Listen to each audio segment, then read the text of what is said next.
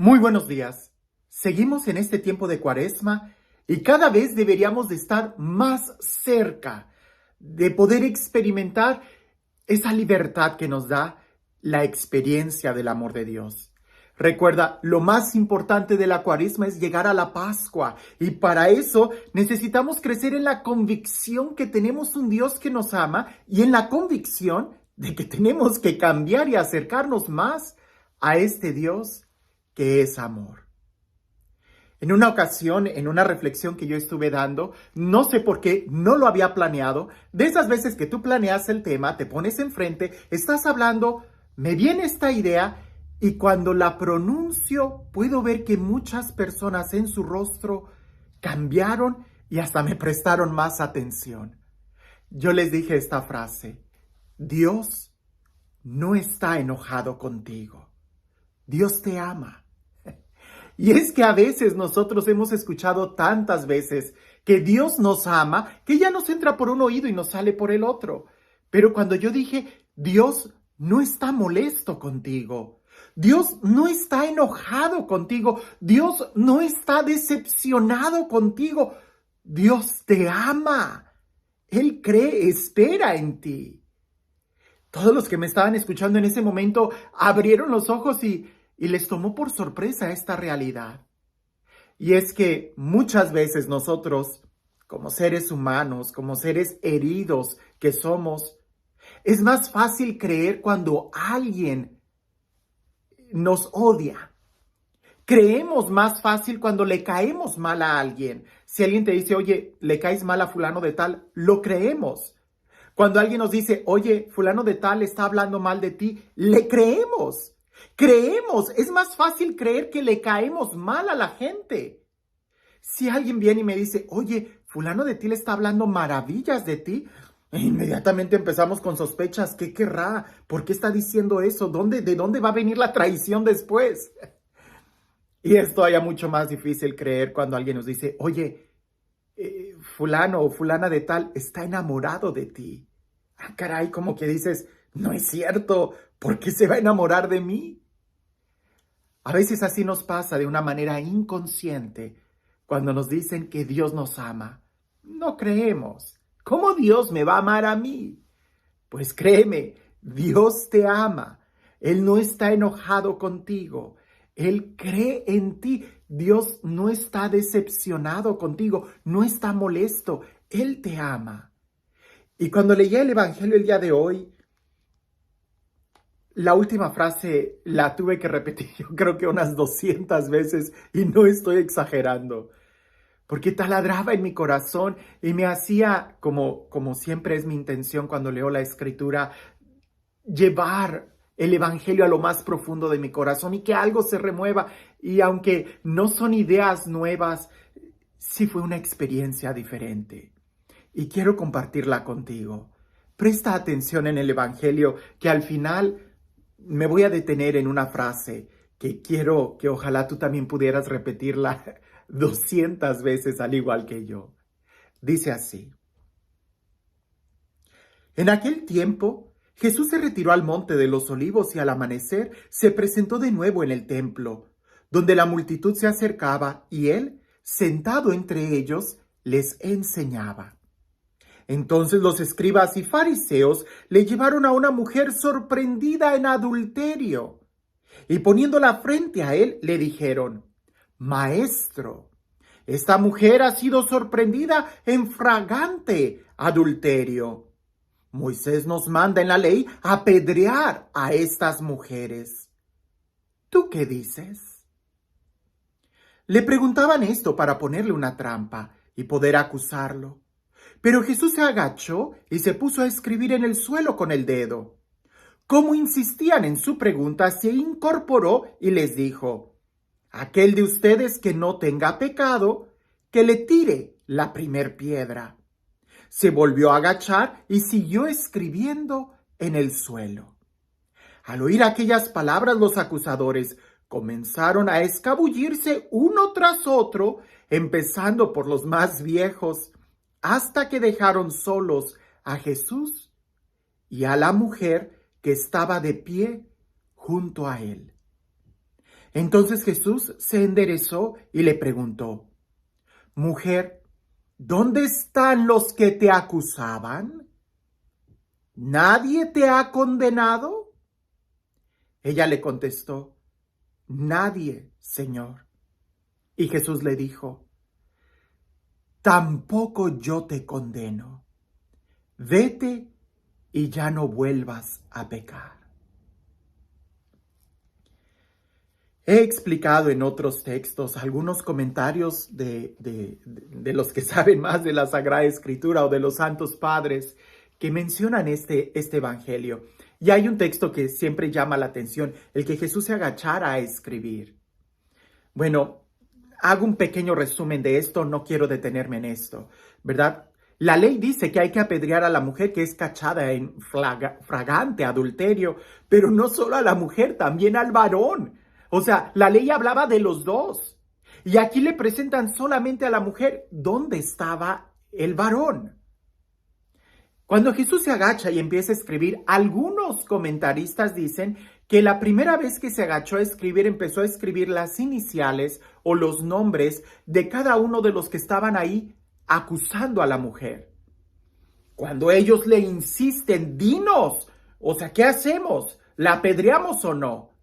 Pues era una pregunta que era una trampa, porque si Jesús decía apedréenla, todo el mensaje de amor que él tenía iba a quedar en descrédito.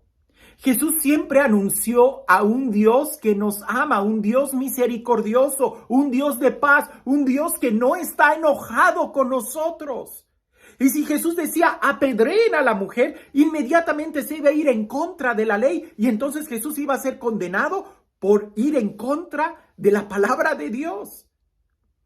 Pero si Jesús decía no la apedreen, tengan misericordia de ella, si Jesús decía eso, iba a ir en contra de la ley. Y si Jesús decía apedréenla, iba a ir en contra del mensaje de amor que él tenía. Entonces no le quedaba una escapatoria. Si Jesús defendía a la mujer por decir que Dios es misericordioso, traiciona la ley. Y si Jesús dice seamos fieles a la ley, apedreen a la mujer, entonces él traiciona el mensaje que él tenía de amor. Por eso dice que hace una pausa, escribe en el suelo los nombres de ellos, algunos escrituritas dicen, y cuando ellos insisten frente al nombre de ellos, empieza Jesús a escribir las iniciales o algunos pecados de cada uno de ellos, de tal manera que empezando por los más viejos, los que tenían más pecado, se escabullen porque sabían que después de la mujer los apedreados iban a ser ellos. Hasta que llega un momento en donde Jesús dice: ¿dónde están? El que esté libre de pecado arroje la primer piedra. ¿Dónde están los que te acusan? Jesús le dice a la mujer: ¿nadie te ha condenado? La mujer dice: no, nadie. Y estas palabras son las que a mí el día de hoy me llevaba a profundizarlo y fue casi un momento como de sanación interior. Te repito, las repetí yo creo que más de 200 veces. ¿Dónde están los que te condenan? Nadie. Tampoco yo te condeno. Vete en paz y no peques. Qué hermoso saber que Dios no nos condena. Y no tienes que escuchar hasta el final. Qué hermoso saber que Dios no nos condena, que Jesús no nos condena, que Jesús nos ama, que Jesús tiene misericordia de nosotros. Qué hermoso saber que tenemos un juez que aboga por nosotros. Qué hermoso saber que tenemos un Dios que nos ama a pesar de nuestras limitaciones y de nuestras fallas. Es difícil creer que Dios no nos condena. Es difícil creer que Dios no nos castiga. Una ocasión cuando estaba yo en la catedral, fue difícil, ¿verdad? Porque ahí había gente muy erudita, ¿verdad? Y yo dije esto: Dios no castiga. Inmediatamente después de misa, ahí tuve dos personas que me estaban alegando con muchos textos bíblicos diciendo: es que Dios castiga, mire. Y yo les decía: no, esa es una concepción muy arcaica del Antiguo Testamento, donde se habla de un Dios que castiga para que nosotros pudiéramos entender la conciencia del bien y del mal. Pero hoy, a través de la revelación plena de Jesucristo, Dios no castiga. Y no es un mensaje que yo me lo haya inventado. Incluso el Papa Benedicto, cuando sucedió un terremoto en Italia que muchas personas murieron, hubo quienes dijeron, es que es un castigo de Dios. Y el Papa Benedicto dijo, no es castigo. Dios no castiga. En tal caso, el castigo de Dios cayó ya sobre Jesús y Él pagó por nuestros pecados. Así que tú y yo estamos libres de un castigo divino. Pero escucha bien esto. Jesús le dice a la mujer, ¿dónde están los que te condenan? ¿Quién te condena? Ninguno, todo el mundo se ha ido. Jesús le dice, tampoco yo, vete y no peques más. No peques más. Y aquí quiero que veas esto. Muchos llegan y me dicen, Padre, es que creo que estoy abusando de la misericordia de Dios. Y la pregunta es, ¿por qué crees que abusas de la misericordia de Dios? No podemos abusar del amor, no podemos abusar de la misericordia de Dios. Al contrario, Él es un raudal, una fuente inagotable de misericordia. Él quisiera bañarnos en su misericordia. ¿Por qué dices que abusas de la misericordia de Dios? Y me dicen, es que sabiendo que Dios me perdona, he cometido este pecado y este pecado y este pecado. Y le digo, eso es diferente. De la misericordia de Dios sabemos y confiamos que Él es misericordioso, pero de la consecuencia de tu pecado, de eso no te vas a escapar. Piensa en esto. Un alcohólico, un borracho, y perdón porque siempre menciono a los pobres borrachines, pero un borrachín que se acerca y dice, es que yo sé que Dios me perdona. Claro, Dios te perdona, pero de la cirrosis no te vas a escapar. Claro, Dios te perdona, pero de la cruda no te vas a escapar. Claro, Dios te perdona, pero de la desintoxicación, de los vicios, de la atadura, de la denigración que vas a tener, de eso no te vas a escapar. ¿Quién es el que te condena cuando uno comete pecado? Uno mismo es el que se condena, no Dios. Por eso Jesús le dice a la mujer, yo tampoco te condeno, pero no peques más.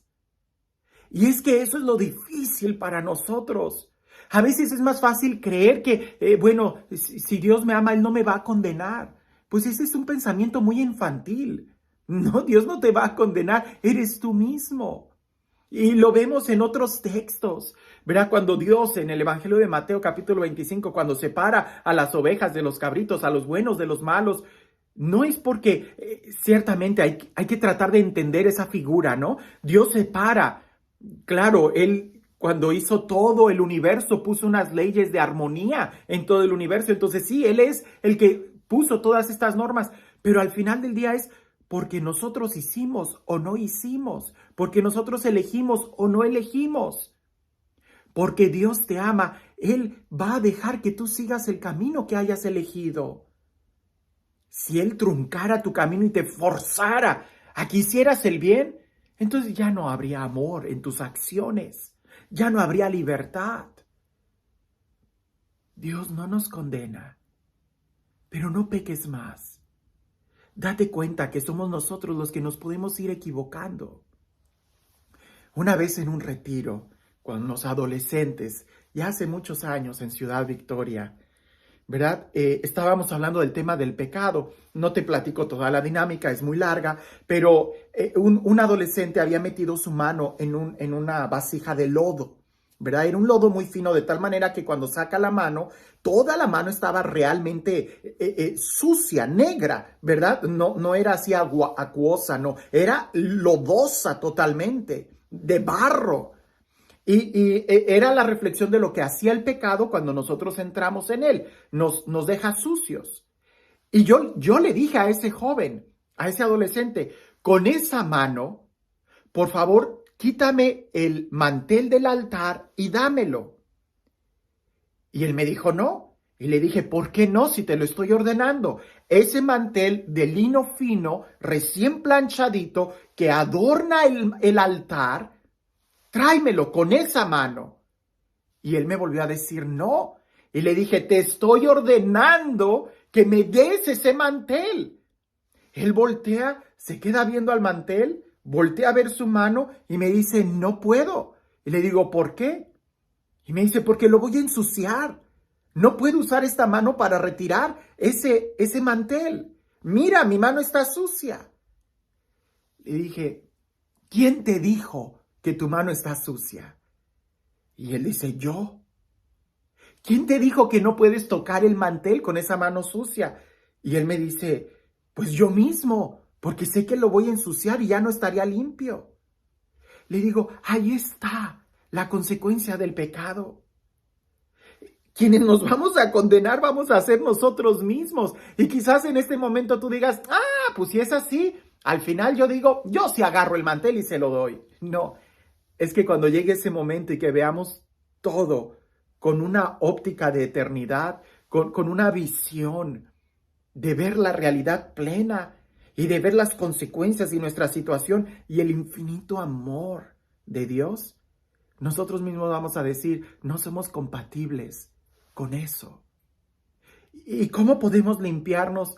Bañándonos de la misericordia de Dios, pero eso implica realmente el no volver a pecar, o por lo menos no querer, ni tener las intenciones, ni buscar más el pecado.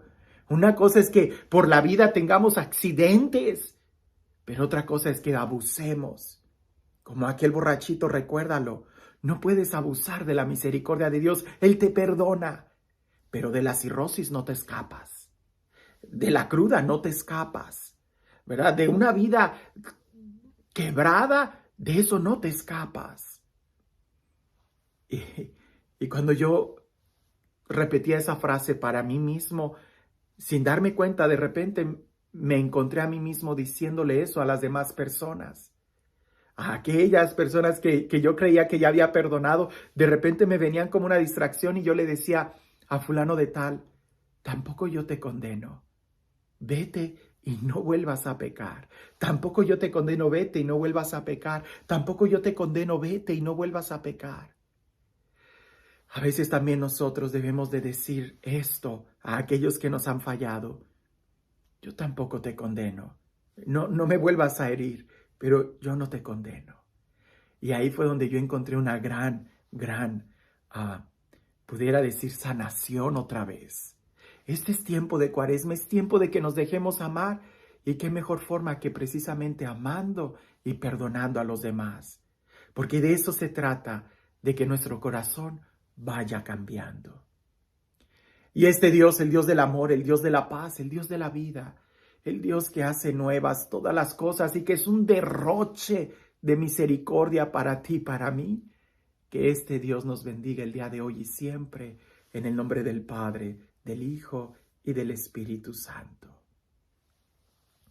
Cuentan por ahí una breve historia, déjame te la digo muy rápido, de un niño que había ido con su abuelita. Eran dos hermanos, su hermana y él.